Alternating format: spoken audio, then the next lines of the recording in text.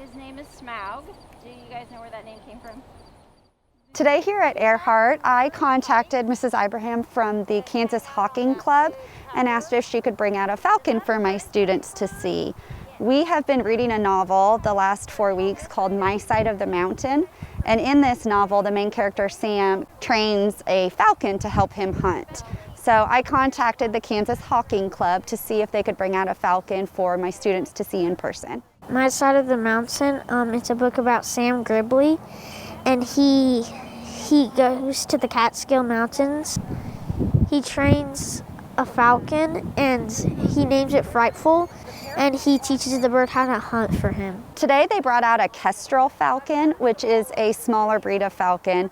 The falcon in the story we've been reading is a peregrine falcon, and so my students have been this past week researching the differences between different kinds of falcons, and they were able to observe those differences today. Plastic, we have what's called a malar stripe. Smaug is an American kestrel. He's a male, which you can tell by the blue on his wings. When we are able to go out to different groups, we talk about what falcons are like, what they need, what we do in falconry, which is primarily hunting with a trained raptor.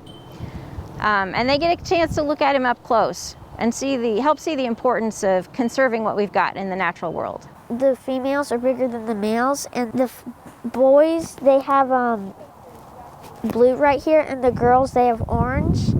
And they hunt really good, and they are really cool. So he basically associates me with food, and that is essentially how falconry has been for thousands of years. I like birds in general. Falcons are fascinating in terms of their physical capabilities, the intelligence that they have, which is difficult for a lot of people to understand until you've worked closely with an animal, because they don't speak English, so it's hard for us to appreciate how intelligent they are. But once you get to working with them very closely, you can see how intelligent they are, how they use that in the natural world, how they use that to adapt to being around people. Yesterday I had my students at recess catch some grasshoppers for us, and we were able to let them go and watch the American kestrel actually hunt them.